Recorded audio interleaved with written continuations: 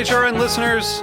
As we celebrate our 15th year, we are deepening our commitment to giving voice to the next generation of food systems storytellers, and we need your help. Our internship and fellowship programs help activate new possibilities for underrepresented and underestimated young people through experiential journalism, audio engineering, and production training. Through these unique programs, HRN helps food equity stewards build essential workforce readiness skills that expand their potential and foster economic mobility.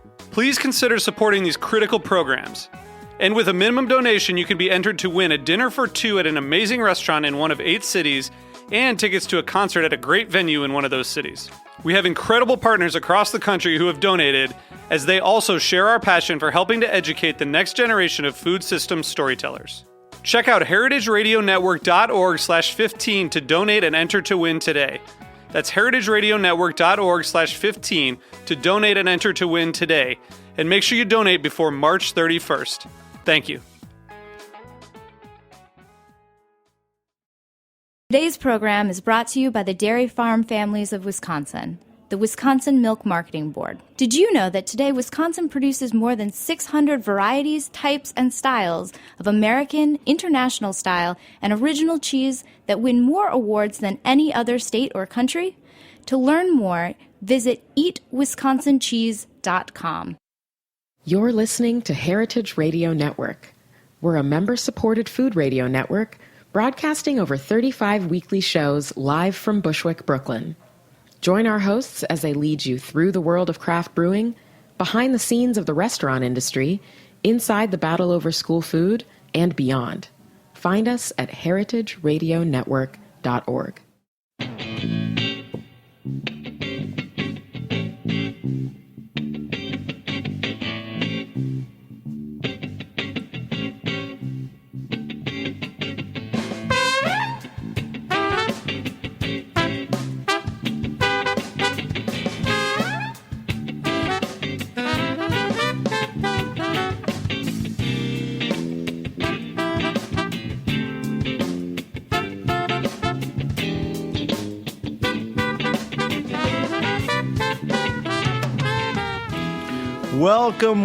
Welcome to the Grape Nation, your weekly wine journey. Our guest is Daniel Jonas, sommelier, wine importer, and founder of La Paulee. We also have a little audience today, Patrick Capiello. These guys know wine like Escobar knows blow, so we got to stay on top of the game. We'll talk a lot about French wines, specifically Burgundy, and we'll get into the La Paulee in New York City coming up in March. We'll also taste a Chablis from Burgundy for our weekly wine sip. I'm your host, Sam Ben-Ruby. Stay with us for the Grape Nation on the Heritage Radio Network. We bring wine to the people.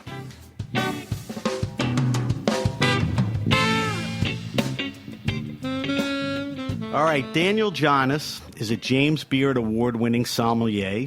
He's the wine director of Daniel Boulud's Dinex Restaurant Group.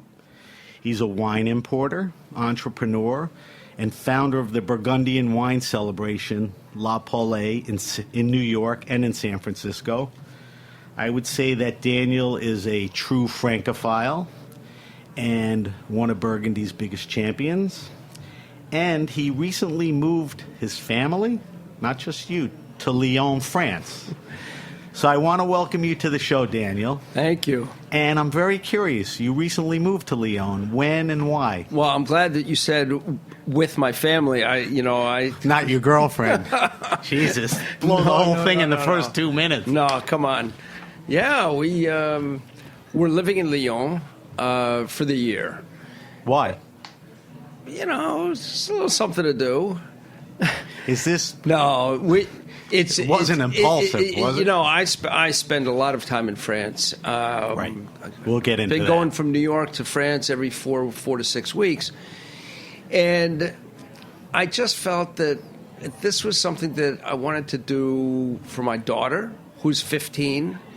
And I had that experience as a child when I went to France. I was a little bit older. I was 18 years old. So you enrolled her in school for this cycle? I brought her put her in school, and I just thought that it's something that could open her eyes to another culture, another language, and something that we could experience together as a family. And did it for myself also, so I'm not just thinking, You don't have to schlep as much. Patrick, don't you wish you had a dad like that? I'm telling you. He kind of is my dad. Oh, okay. What's incredible about being in Lyon, I can be in Côte Rôtie in 27 North? minutes. Huh? The Côte Rôtie is north? or- No, Côte Rôtie is just south of Lyon. It is? Yeah. So It's the the northern location road. is great. It's unbelievable. I can get to Beaujolais in 45 minutes. I can be in Meursault and have lunch with Dominique Lafont in an hour and 20 minutes. Was that why you decided on Lyon, or Yeah. Lyon had that? And Well, it was that also the because schools? Paris is an unbelievable city. But coming out of New York, we wanted to go to a city that was a little bit more low-key. And especially for work, if I'm going to be in Lyon, I can get to the vineyards immediately. Right. So, That's important to you. All right, so plus, there's good food there. isn't that the home of Daniel Boulud? Yeah, he's Lyon? just outside in the suburbs of Yeah. his family's, Yeah. just outside of Lyon. So this is a good time to ask you. You've had a pretty interesting journey to where you are now. A lot of hospitality, a lot of wine, what you're currently doing. Quickly take us through, that first touch with wine up until today, because you more or as much or more than anyone, have an interesting course. Well, the first experience with wine that really opened my eyes and my palate to wine was, it's funny, I was working in 1982. Well, I'm going to have to backtrack just a little bit more. 1978, I was working in a restaurant in New York called the Landmark Tavern. And Over on like 10th or 11th? Yeah, 11th Still Avenue there. and 46th Street. Still, Yeah. it's been there for 100, I Right. don't remember what year, 150 years. But I was working, making a little bit of money, and I fell in love with the restaurant scene and met Guy Savoy, 3-star Michelin chef, and asked if I could go over and do a stage in his kitchen. And I did that. I did that in 1981, 82, and I went to a couple of other restaurants. But when I came back to New York, I worked at Acker Merrill. Oh, I didn't know that. I worked at Acker Merrill, just cleaning the shelves. Was and John Capon even born No, then? I don't think he was Yeah. born yet. But I was learning about wine. I was Pretty good store. Selection-wise. Oh my God, it was incredible. Yeah. So I asked at the time, there was a man working there, Jerry Jacobson. I said, I'm going home for Thanksgiving, and I'd like a really special bottle of wine. And I didn't know much about wine, but I wanted a nice bottle of wine. So he said, here, try this. It's $30. And I said, oh, that's kind of a lot for me. What But- would that translate to today? Well, when I tell you the wine, Okay. So he gave me, 61 Petrus. no, it was 1976 La Mouline Wow. from Gigal. Okay. And Jesus. $30. I said, okay, I'll try it. I took it to my mom's for Thanksgiving, had it with the turkey, and it was like, I opened the bottle, and it was the first time that I opened a bottle, and I didn't want to share it with anyone. I just wanted to drink it. Right then and there. I mean, it just hit you out of the bottle. Oh, it's, to this day. Nobody said the Landon was better? Oh, They didn't know. no, it's not. But That's a great story. that was the first wine. And when I interview people, I say, what was the aha moment? What was the wine or the experience that you had that made you want to pursue a career in this business? Because I don't want to hire somebody who's just studying and it's just book savvy. I want there to be some emotion. Passionate answer. Sure. And so that's what I look for. I look for a story like that because when you're talking to a guest, when you're talking to anybody about wine, it's about telling a story. Well, I'm going to ask you something later about wine. So Landmark Tavern sort of got you exposed to hospitality. Exactly. The guy at Acker Merrill sent you home with a pretty good wine, which was nice. He could have given you a lot less interesting choices. He also took me to Burgundy, my first trip to Burgundy. While you were working there? Yeah. And I was in the cellars of Dr. George Meunier, who passed away shortly after that. I was in the cellars of René Angel. I was in the Tasting through all the cellars, Yeah. right? So now and you I would expanded walk your palate. out. We would leave the cellar on the way out. They were so generous, and this is really what blew me away about Burgundy was the hospitality, the generosity. They would hand us a magnum of something on the way out the door. Just like as a parting gift? Like a 64 Clos Vougeot from Angers. Or, I say, what's your birth year? 71 Le Ponceau. I say, what's your birth year? I say, 1955. He gave me a bottle of 55. And it's like... And then I'd get out to the car, and Jerry would say, hey, he only gave you that because it was with me. That's company that's my property. Bottle. Yeah. Jerry isn't such a nice guy now. Oh, he was. I owe everything to him. Right. So you're at Acker. How long? He brings you to Burgundy. Then what happened? Well, that was pretty short-lived, 6 months or a year or something. But wow, you got to go to Burgundy, though. Yeah, but then I knew that I wanted to stay in the restaurant business. I applied for a job at a soon-to-open restaurant called Le Régence in the new Plaza Athénée Hotel. Right, up on the Upper East Side. The Upper East Side on 64th Street. And I interviewed with Daniel Boulud. Was he the chef? He was the head chef. He wasn't the owner, though. He was. No, it was the hotel. It was a hotel Plaza restaurant. Athénée. Right. And they asked me. There was just an ad in the New York Times. I mean, who applies for a job today looking at the New York Times? I mean, anyhow, I went to interview, and they said, "Are you interviewing for the front of the house or the back of the house?" And did you know? I didn't know because I had spent a couple of years cooking. But then I realized that after those 2 years cooking, I realized that cooking was not for me. It's just hot in the kitchen, and you got to get tattoos. No, really, what it was I enjoy talking to people, and being in the dining room, in the service, you're really able to communicate and talk to people. That was more your interest in wheelhouse. That's my thing. Yeah. So you took the front of the room there, front of the house, and Drew Nieperent was a captain. At Le Régence, that's where I met Drew. Pretty good crew. You, Drew, and Danielle. Yeah, there were a few. Who else was there? Nobody else you would know, I don't think. But Drew was there and told me his plans. He was already planning. Come here. I'm starting my own place, right? No, he wouldn't do that. No. Not Drew. No, I just loved his concept so much that. The hotel was not for me. It was very corporate and union, and 7 days straight, doubles every day, and then you'd have 2 days off. Oof. And I just met the Catskill Mountains. Yeah, it was crazy, and I don't know. I mean, I just met my wife, my future wife, and we weren't seeing each other. And Tribeca at the time was unknown, undiscovered. So I just loved the whole concept. What year are we talking again? 84, 85. That's right. Really nothing. Yeah, nobody knew the it. Flatiron section wasn't even developed. No, the only restaurant down there was the Odeon. Right. I think the Odeon opened in 82. Right. Something like that. That's right. And then Montrachet 85. And so you left and you went with Drew. Yeah. Drew opened Montrachet, right? Oh, yeah. Yeah. That was his first restaurant. So did he approach you? No, I approached him. I said, "You got to hire me." And he said, "Oh, I'm not sure. I don't. It's a small staff. I don't. I don't have it." I said, "Drew, come on. I want to work here." I would go in and I helped him paint before the restaurant opened. So, at what capacity, formally or officially, did you start there at? Waiter. You waited. But everybody was the same. The front of the house was all. There was no busboy, captain, waiter. Was there wine in the cellar and wine service? Was somebody handling that then? No, you have no understanding of what? Tell me. No. There was no cellar. There was no basement. There was no wine. There was very little wine, actually. All the wine was stored over the bar. And then as I took on the responsibility of the wine, managing the wine program, we had to lift the banquettes, and there was extra storage space. We had to find every available space. You stored wine under the banquette? Yeah, of course. And Sounds if you need nice and warm and cozy, right? No. It was nice. It was nice and cool. Or something. We didn't have a lot of wine. It would turn over very quickly.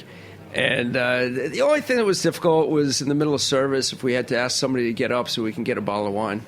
So, right. I'm Please. just kidding. No, it's like tilting the car so somebody can sit in the back. Just kidding. Was wine service sort of average in New York then, or there were restaurants and people? No, there was nobody. But let me tell you, all over the city, wine was just not. There was Kevin Zraly. There was Kevin was Roger on the Nagorn. show, right? A couple There of was guys. Josh Wesson. Well, Josh, I think, had already. I don't think he was working the floor anymore at that time. Joey Delisio. So the River it was Cafe. really the infancy of wine service. Yeah. And fine wine with fine dining. I mean, you were at the early stages in New York. But I just want to clarify something because, I said we stored wine over the bar, the banquettes, but temperature of wine was always a major, major issue for me. And we used to do this. I used to do this thing where the wine was room temperature, and that's too warm for a red wine. I'd have this whole process where I'd get the bottle, I'd present it to the guest. I'd always had a few ice buckets on the Gueridon on the side, different amounts of ice in it. Present the bottle, you bring it back, put it in the ice bucket. That gives you a chance. You give it a few spins. Then you go get the glasses, put the glasses on the table, a few more spins. Everything okay. Open the bottle. By that time, you brought the temperature down to just the right temperature. A few degrees. And today, that's the thing that drives me crazy more than anything else. You go to a restaurant, and they serve you the wine too warm. Or the white wine too cold, but that's not so... I was just going to say, either get too cold on white or room temperature warmer on red. Too cold on white doesn't set such a big deal. It warms up quickly. So you're at Montrachet, you're with Myriad, with Drew for, 20 years? 20 years, but... So you started hiding wine under banquettes, chilling wine in a cooler. Give me the next 19 years. Well, we did the banquettes didn't last that long. We got some Eurocavs, we got some storage facilities, we had a warehouse that was temperature control. We would bring cases in daily. So it costs money to buy good wine. You got to inventory it. Was there cash starting to flow in the business, and Drew was open to bringing more wine in, or you had to twist his arm? Drew was incredible. First of all, wine did not cost then what it costs today. Right.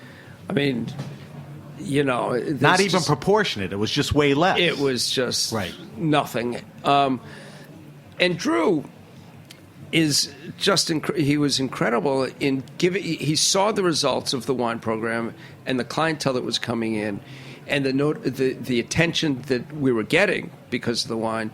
And it was carte blanche. It was whatever you want to do. So, what was your lean then? Was it because of Montrachet and Burgundy and Burgundy? We were French the first. Food? You were heavy Burgundy. Well, we were. Yeah, yes. I mean, there was American wine also. Very little Italian. Maybe there was a Vegas. There was no Bordeaux or Rhones. Not as much. We actually had a great Bordeaux list at one point. I did a section called The Legends of Bordeaux, and it was only like 61, 59, 66, great Bordeaux, 82. You could get great Bordeaux. So weren't you going against the grain in a sense? Because Bordeaux was the restaurant wine. Later on, steakhouses took on the big Cali cabs. Yeah. Burgundy wasn't as prominent and prolific then. So, like I said earlier, you were a champion. I mean, you felt, let me get these Burgundies in here. We had to talk people into drinking Roumier. Really? It was like, trust me, you're going to like this. And whenever anyone tasted it, they loved it. Isn't that crazy? Yeah, and de Vogüé. I mean, we had old bottles. Rousseau, I remember, we had 59 Chambertin. We had just amazing bottles of wine. And it was the first restaurant that focused on Burgundy. Right. And a lot of the clientele would come in and, think about the mid-'80s, late 80s.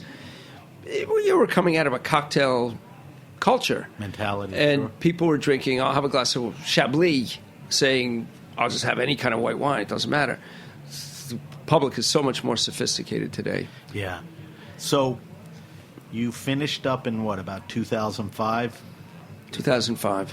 And where were you at that point then? Yeah, but a lot happened in between. I mean, Go ahead. Patrick Cappiello came he was like, well, where would we be without Patrick Capiel? Where was Patrick? Where was Patrick there? Patrick was over at Tribeca Grill. He was in the. Okay. He was David in the, Gordon on the was wrong over there? side of the tracks, you know.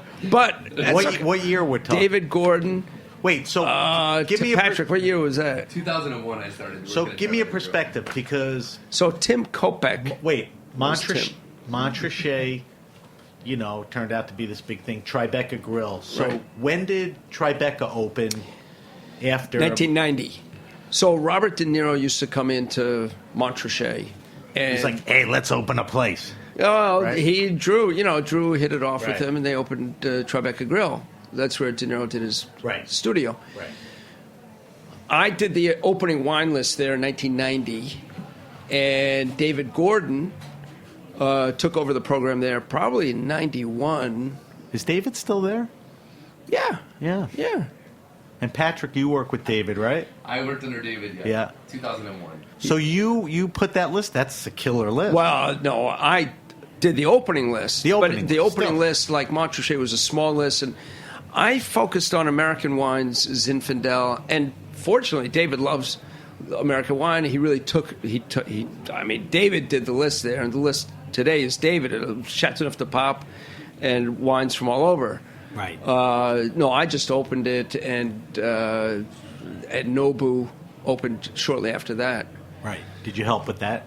Yeah, I did the Nobu? opening list there. I tried to learn about sake, but So at some point you left there, right? What was the reason you left? To grow? Had enough of these guys? Patrick was bugging you? no.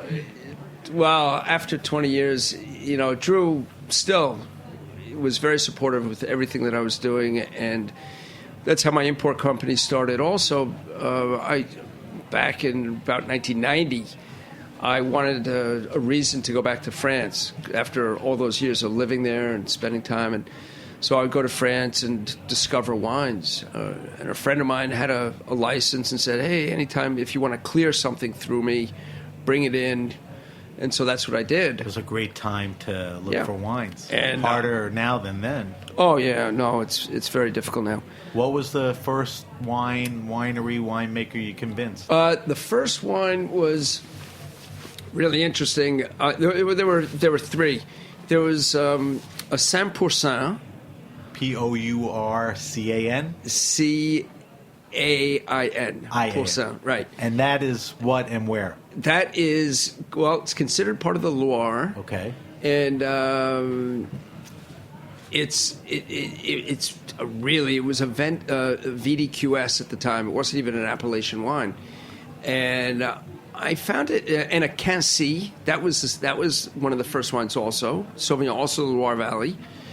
And a Gaillac from Robert Plajol. So I had some really obscure wines. Quincy, 100%, Gaillac. So Gaillac is what, the region or the grape? No, Gaillac. No, Mosaic is the principal grape for the white wines. Okay. But they have Lendelel, and they have some obscure grape varieties. Jesus. And Robert Plajol. Total nerdy we're going here, right? Oh, he would make a wine from the Mosaic, a sparkling wine called Mosaic Nature. And this is a wine that was just, it's not champagne style. It's a single fermentation. Which is all the pet nats now. Yeah, exactly. Same style, right? And you'd be surprised if I tell people that I brought in Robert Plajol. 30 years ago. They can't believe it because it's a natural wine. And it's also... so I'm too old for that, right? It's been hot for But years, Thomas too. Keller served it by the glass at Raquel, which was his restaurant on 7th Avenue. That's right. That's right. He would serve. So by the you glass. were working and traveling to France? Yes. And juggling both. Let me see if I can get some wine guys where I could help import their wines. Exactly. The job and all of that. So those were your first three wines, and that was the beginning.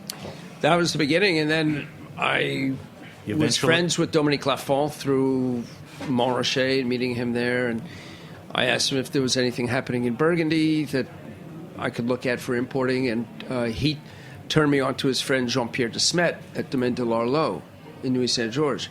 That was one of your early... That was my L'Arlot. first major wine. Right. Domaine de l'Arlot. And that opened doors, I guess. open doors at restaurants or Yeah, I mean, it was small business, but Right. they were just starting also, and we hit it off. Right. So you leave Myriad and Drew behind. Well, really, 9/11 pretty much devastated the downtown district in Tribeca. That's right. And the whole restaurant scene changed dramatically after that. And, I mean, in the sense that it stopped. yeah, well, it stopped for Stayed stopped. quite a few months. And then yeah. it took time to build up. People's heads were all over the place. But you probably remember, I mean, everyone kind of gathered and rallied down there and helped the community like no one else. Oh, of course. The restaurant business. It was unbelievable, It right? was, yeah, I mean, it's one of the things in October, I'm just trying to think of the date. No, it was November. It was November. It was a couple months later. I called up Robert Parker and I said, would you be willing to participate in a fundraiser? And he said, of course. The guy's got the biggest heart on the planet. And together, we contacted a bunch of chefs, Daniel Boulud, Charlie Palmer, I don't remember who else was there, and we called. I asked Bob if he would contact the wineries, and Colgan, Harlan, Bryant, all American Wow. wineries, and we did an auction that night and raised $1 million. Wow. For Windows of Hope. That's terrific. Yeah, it was amazing. So everybody gets out of the dust of that, which was tough because you were downtown guys. You hook up with Danielle. Yep. It was time with everything going on. Yeah, it was time for a new challenge, a new adventure, and a guy like Daniel Boulud, who at the time only had three restaurants, decided that he wanted to expand and grow his empire. Offered me the position that didn't exist. He had sommeliers in each of his restaurants, and offered me the position of wine director. And I said to my wife, I said, how can I not say yes? I'll always wonder. The guy had aspirations. Yeah. He was one of the best chefs. Yeah. And wine was important. He's Good place to he be at. also is one of the most incredible people. Great person. Large heart, generous. So now you're talking almost 20 restaurants, right? Now, well, I think it's 16. 16? But it depends how you count, because he's got the épicerie. Right. Up Épicerie. by Lincoln Center. Yeah, Lincoln Center, Bar the Plaza. Boulud was a and, very wine-centric, yeah. Bar. All the restaurants. And that was part of the decision also to open a wine bar. So you operated where you were his beverage wine director, and you had somms in all the restaurants? Yeah. On the floor every night? Yeah. Were you on the floor at times walking around talking to people? I was, but not a regular shift. Not a regular shift. Right. You didn't have to be. No, You had your dose of hospitality. Well, no, the never landmark enough. days were wearing thin. I love No, it. There's nothing, never enough. But no, I think that I really think that the sommelier has to be in the restaurant, working, dedicated to that wine list, to that clientele. You can't just make a guest appearance and take over a program. And to your credit, you had great people. You were able to attract great people. Unbelievable. You had pros. Michael Madrigal. Michael was on the show. Where is he? Is he out there? He's supposed to stop by. I told him to make a guest Mikey appearance. did the show.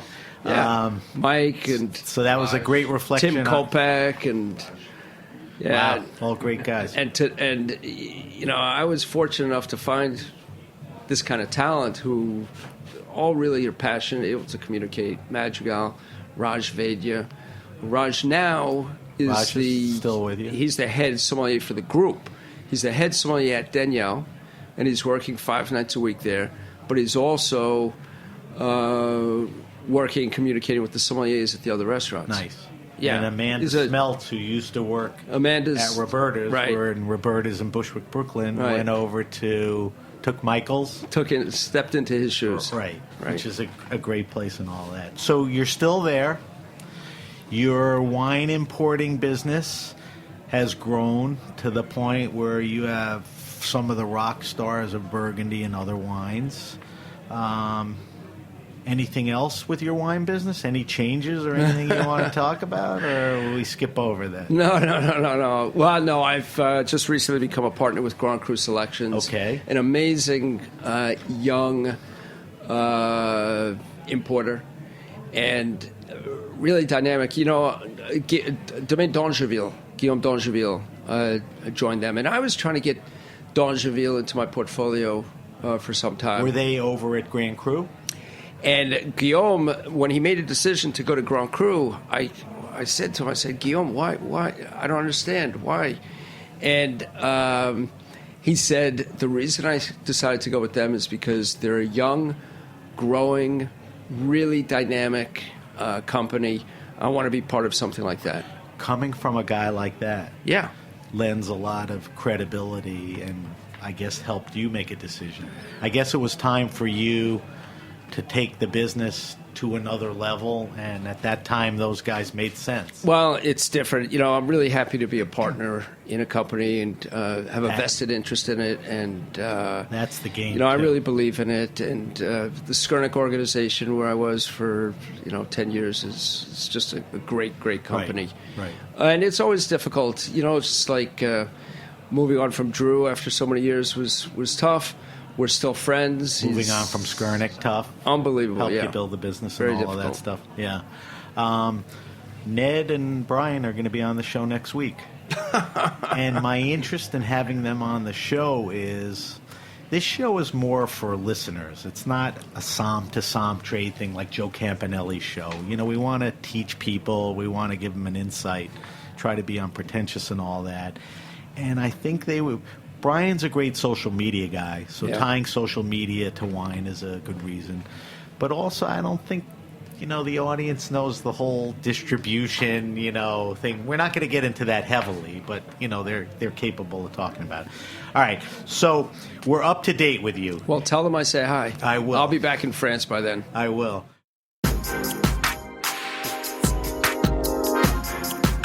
Today's program is brought to you by the Wisconsin Milk Marketing Board. Wisconsin produces the world's best cheese, period. Why? Lush grasslands, glacial water supply, fourth-generation cheesemakers, combining old-world tradition with the new ideas and highest standards. The very best milk. What do you think of when you think of Wisconsin cheese? For me, I think cheese curds, delicious fresh cheese curds, or deep-fried cheese curds. Cheese curds literally any way, anytime, any place. I think about Andy Hatch and Upland's Cheese Company, the operation behind the Pleasant Ridge Reserve cheese that's literally America's most awarded cheese. I think of the deliciously stinky Limburger and its long storied history. I think about Raleigh's Dumbarton Blue, a perfect blend of English-style cheddar and notes of blue. I think of Emmy Roth's Grand Cru Surchoix, which was named 2016's World Champion at the World Championship Cheese Contest. Wisconsin is like the world champion of cheese, and once you start reading the list of cheeses made in Wisconsin on their website, you can see why. The Wisconsin Milk Marketing Board is a nonprofit organization funded entirely by Wisconsin's dairy farm families. Read more at eatwisconsincheese.com. And as soon as you're done listening to this podcast, eat Wisconsin cheese. It's a no-brainer. You're now at Grand Cru Selections. It's Daniel Jonas Wines, or is there... Yeah, my name's still on the label. Okay. Yep. And you're still with Danielle at the Dynex Group. All right, I want to ask you a bunch of questions, and I don't ask this to a lot of people because What if I can't answer that's a them? goofy question. But, All right. But I don't care what a lot of people are going to say. I want you to answer this question, 3 words. What is wine? How you see it. What is wine? Yeah, not the scientific term. What it means. How it involves. Tell me what wine is to you. It's nourishment. Okay. I can't eat a meal except for breakfast, or I often don't have wine at lunch either. But it's sort of that. It's that nourishment and that extra dimension and spice In life and in my meal and the enjoyment at the end of the day. Or I think we're going to have a glass of wine right now. But it's that nourishment, and to me, it takes me to another place. It's not just the flavor of the wine; it's again that story. It's whether I'm fortunate because I've been to a lot of these places, so I can visualize the soil, the terroir, the people who made the wine, and all that. And to me, that's like, I find that very relaxing. Well, that's why I asked you, because you have a deeper perspective. I mean, you've been out in the vineyards. You've seen the winemakers, the owners make it. I mean, there's more. It's a very passionate thing. It's more than just a social lubricant and all that. Yeah. And I think you've sort of been involved, in every end of it. All right, so I want to shift over to Burgundy because I'm going to guess my audience knows shit from Shinola about Burgundy. Probably doesn't have the money, so you're going to help me talk about Burgundy. We know it's one of the smallest produced wines. We know it's one of the most collected, one of the most expensive. Just hard to come about. So let's talk to my listeners. How can they drink Burgundy? What's an affordable way to drink Burgundy? What should they be looking for? What's a good value? I mean, take me not down, but take me to a level that's, accessible. Well, I think today is probably one of the greatest times for people to get introduced to Burgundy. You have a whole generation of young winemakers in Burgundy today who are making really, really delicious wine. Not necessarily the sons of older Not necessarily, guys, new guys no. too, right? But it's also in the outlying areas, whether it be the Haute Côte, some of the vineyards that are off the main path, off the main appellations, such as so Gevrey those Chambertin. coveted plots. It's expanded. The vineyard wine. land has not expanded. It's always been there. Right. But what people are doing with some of these more marginal vineyards is incredible. Partially, I could say, due to climate change. Some of the higher altitude vineyards are producing really, really terrific wine and a pure expression of Pinot Noir and Chardonnay. But you also have the talent of young generation who are really overachieving with these wines. And still, for $15, $20, $25, you can get a delicious bottle of wine. So they're making reasonably priced wines. Yeah. Accessible. Production's a little higher because they're growing on more land, or not necessarily? The production's not going to be higher because a lot of these people are growing organically. It's all hand harvested, and everything is very artisanal in a lot of ways. Right. But I think that what you're getting is you're getting a lot of talent. You're not getting the pinnacle, but the pinnacle is going to be 1% of all Burgundy. But I'm not talking about the pinnacle. So let's get specific. Talk to me about regions. You just mentioned, an area, right? Talk to me about a couple of regions. Talk to me about a couple of winemakers. There's a guy and some styles. Is it Bourguignon Blanc, or tell me? Here's a guy, and this, full disclosure, this is the guy whose wine I represent. I'm okay with that. Didier Fornerol. Spell it. Didier, D-I-D-I-E-R. Spell the last. Fornerol. F-O-R-N-E-R-O-L. Okay. Fornerol. He's a guy whose family, goes back maybe 60, 70 years in the Côte de Nuit village. And he's making absolutely delicious Côte de Nuit, C-O-T-E-D-E-N-U-I-T. Côte de Nuit. Yes. And then Village. Okay. Right? Côte de Nuit village. Got it. And in Corgo-Loin, which is another obscure village, but it's part of the villages that can belong to this appellation. And he's making whole cluster wines, spice, elegant, very perfumed, absolutely delicious Pinot Noir. I don't know what the retail price is going to be, maybe $25 a bottle. Wow. And the wines are absolutely delicious. There's a woman... Now, is it fairly readily available? No. Okay. But no Burgundy is. Well, then no Burgundy is. Take it down a level. So then you could go to one of the negociants, such as Drouhin, Joseph Drouhin. Right. And those wines is a wonderful style. Elegant, often very light in color, but very intense and very perfumed. And these wines are more readily available. And Louis Jadot. The production's a little higher, Production's right? a little bit higher.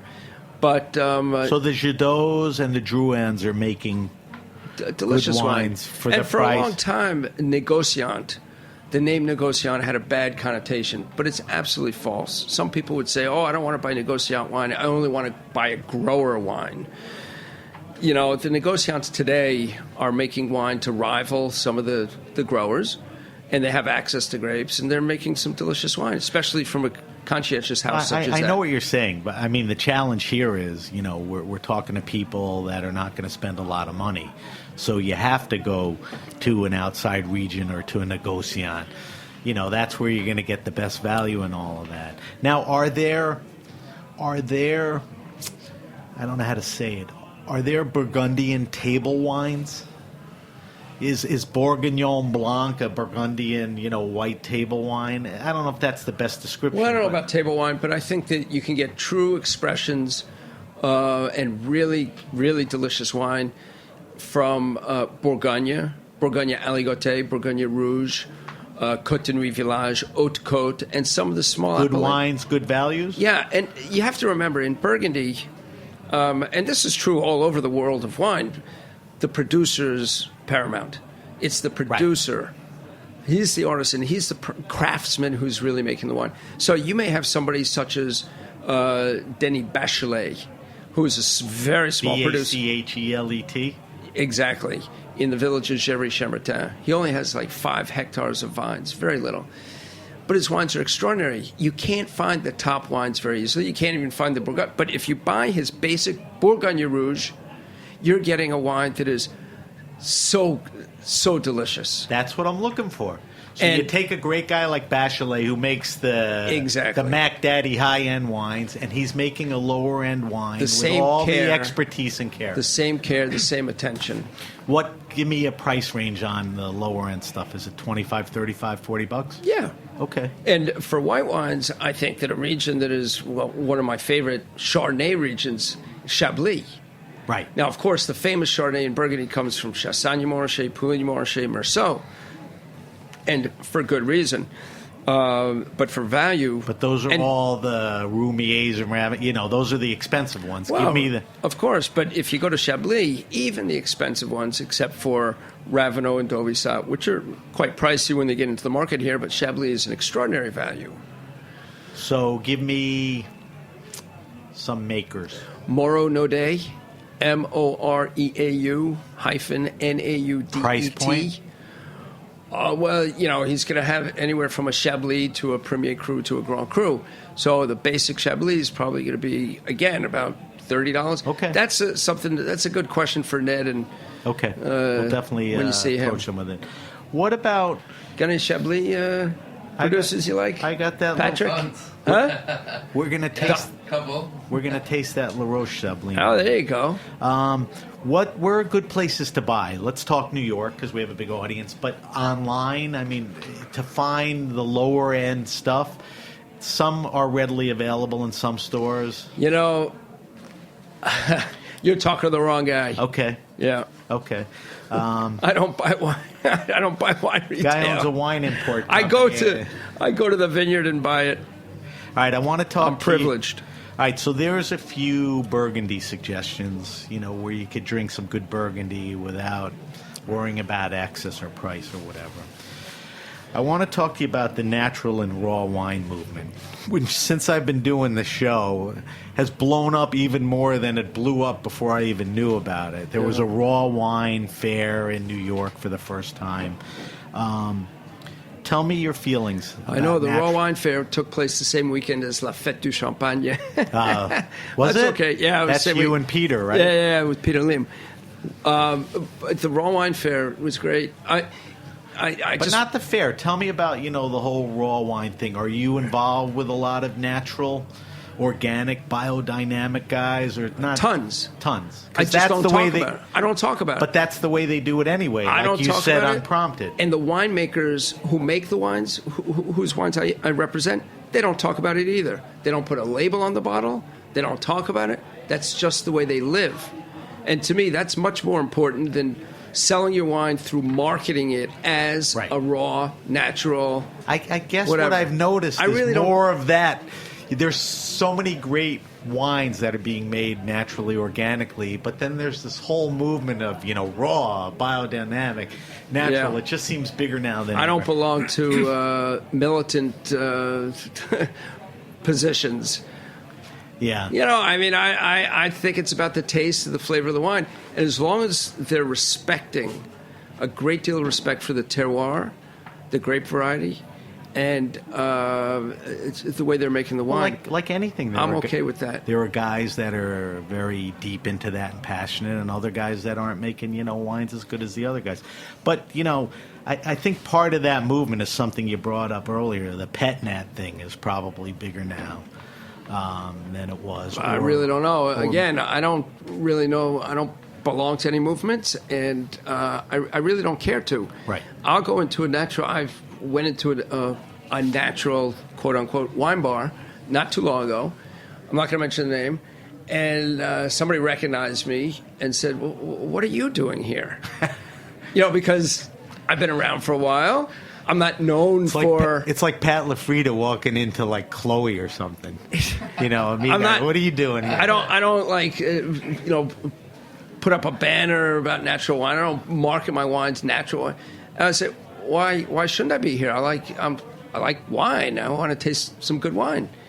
And that was okay after that, but I was just shocked. But I think that's a fair perspective, and that's the real perspective. That stuff exists, but it's not, the end-all. The movement really isn't a movement. There are guys focusing on marketing natural wines, but some of the best and oldest guys, that's been their practices. Exactly. So. I do have to say, though, that sort of position, people making a big deal about it, has done a lot of good for the whole world of wine, because it's made a lot of people question themselves, their practices, how they're making the wine, how they're taking care of their vineyards. And creating that dialogue has been extremely useful. Right. I think it's been great. All right, a couple more questions. Then I want to ask you a few things on my wine list. Are rich guys starting to buy up Burgundy the way they did in Bordeaux and in Napa? Or there's... Stan Kroenke just bought Bonneau du Martret. That's right. And a couple other wineries were sold to some French companies. Yeah. Who've been buying a lot of Bordeaux. Is that a trend, or that's just...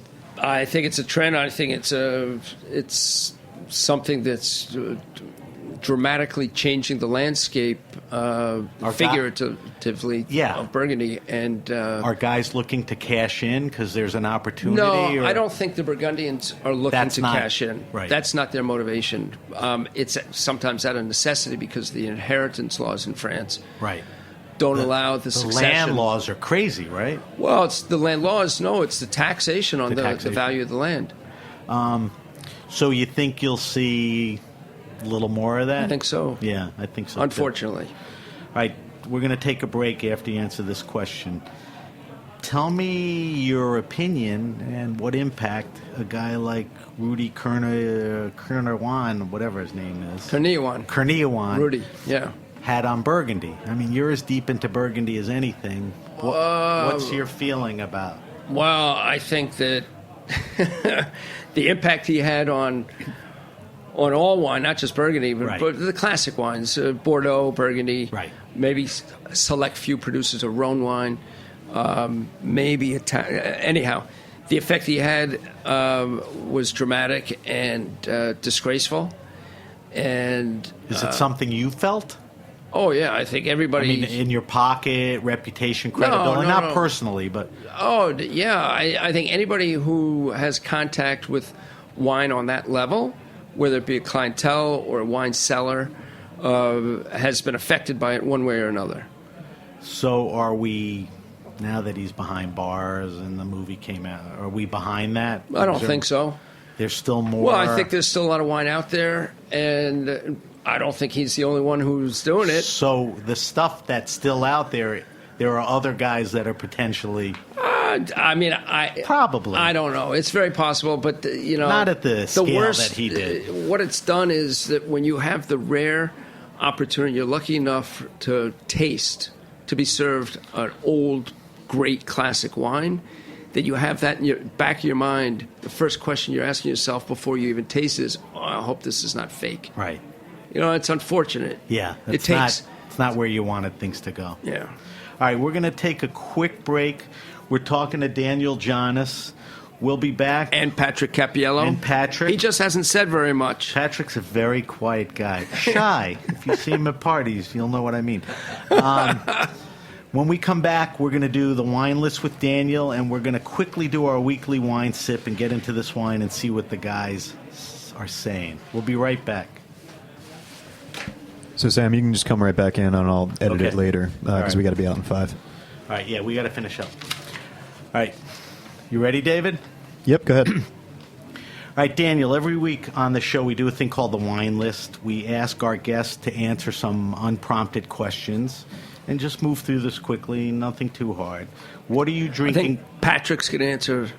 I'm happy with both, but I'd love to have Patrick on and have him do his own, but we're fine. What are you drinking now? Water.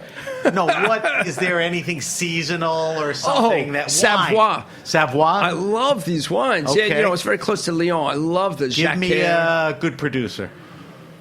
Oh boy. Here's a guy.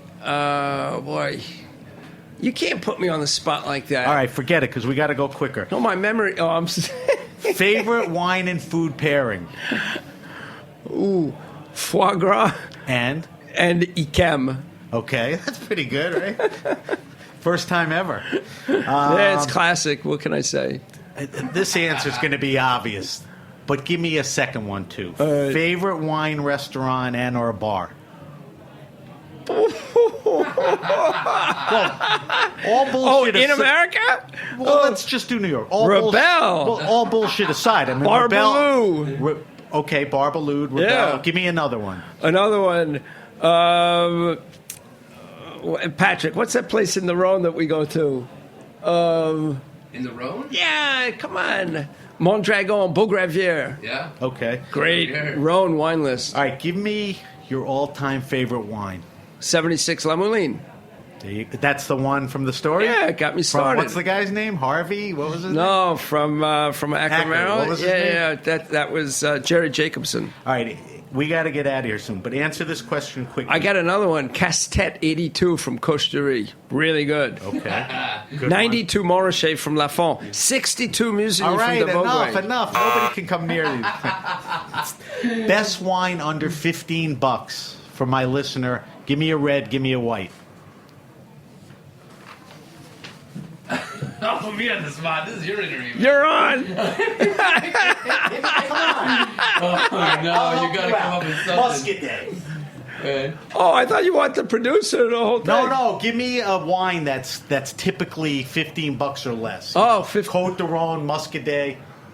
No. Yeah, okay, I'll go with Muscadet. All right. Give me a red. I have expensive taste. Give me a red. Muscadet, no. Come on. How about Bourgogne Rouge? Oh, Okay. it's more than $15. I got to go under $15. Côte d'Aron? No, you know what I love? I love like a good Anjou, a good Cabernet Franc. Okay. Yeah. Anjou is what, the region? Anjou, yeah, it's in the Loire A-N-J-O-U? Valley. A-N-J-O-U. All right, so those are some good picks, good answers. All right, we're going to wrap the show up with the weekly wine sip.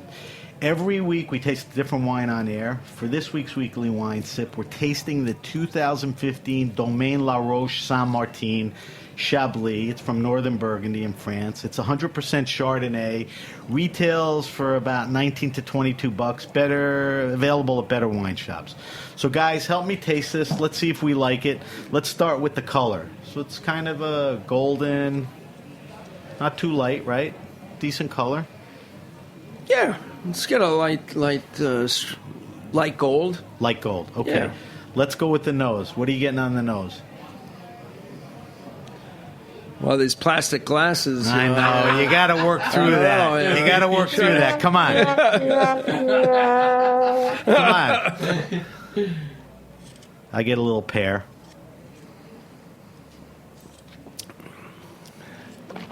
It's like a little sea breeze. Something very There's fresh. a salinity to It's it. very fresh, There's a salinity aromatic on to it. Mouthfeel, medium. for a $20 Yeah. decent mouthfeel. For It's really nice. It's not austere. There's sort of a soft fleshiness to it. Okay, yeah, it is a little fleshy. I get a little citrus on the palate. Yeah, especially in the finish, you get some of that acidity. Very Mineral, refreshing. salinity, and all that. All right, what would you pair this with? It's something. I'd drink it with anything. I'd have this as an aperitif, not anything, but I'd have this as a first wine, as an aperitif. Okay. A light first course.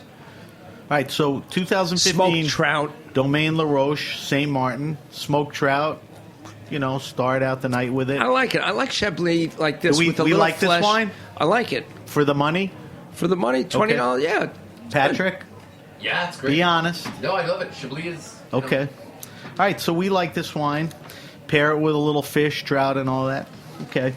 All right, guys, we're going to wrap this show up. If you have a question, wine happening, or event, hit me up at sam@thegrapenation.com. That's Sam at the Grape Nation. Follow us on Twitter at Ben Ruby. Follow us on Instagram at SBenRuby. And follow the Grape Nation on Facebook. We want to thank our guest, Daniel Jonas, and his good buddy, little Patrick Capiello, for sitting in with us. Daniel, Patrick used to come over at Morrichet and taste all these great wines. I regret to say one thing, that we really didn't get a chance to talk about La Paulee, but very quickly, La Paulee is a Burgundian celebration that you do that is off the charts in the sense of the people involved, the type of wines available. It's coming March 7th to 11th. Exactly. Are there any, the website? LaPaulee.com, Okay. LaPaulee.com. Are there still, it's a multi-day, multi-event thing. Are there still some events available? Some smaller events are sold Okay. out. The main event, the marquee event, there's still availability. It's unbelievable. And a lot of restaurants, because of this, participate in a Burgundy. We do a Burgundy week for 2 weeks beforehand. There's Burgundy all over town. So the beginning of March, end of February, because of La Paulee, look for your favorite restaurants, and they'll probably have a Burgundy. Yeah, we're going to have a list at the website, LaPaulee.com. Okay. And what else can we say about that? Well, we can say that if you like Burgundy, then you should not miss this event. Or if you just want to learn about Burgundy, come. There's seminars, tastings at all levels. Give me the website again. LaPaulee.com. Okay. LaPaulee. Sounds great. This event is an event at a level that you see very few events at. The people that are involved, Patrick is one of the head sommeliers. The wines that are involved, the winemakers that come in and participate, the seminars and all that stuff is off the charts. Yeah, I just want to say, Patrick has been leading the sommelier team for a while. We have sommeliers from all over the world now. Scandinavia, Asia, all over. Great. Coming. So that's La Paulee. All right, thank you to Daniel. Patrick, thanks for sitting in. Thank you to our engineer, David Tadashore, and everyone at the Heritage Radio Network. I'm Sam Ben Ruby. You've been listening to The Grape Nation, and we'll see you next week. Thanks. Thank you.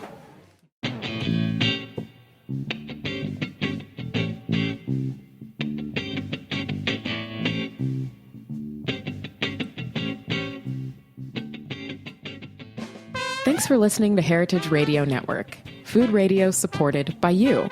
For our freshest content and to hear about exclusive events, subscribe to our newsletter. Enter your email at the bottom of our website, heritageradionetwork.org.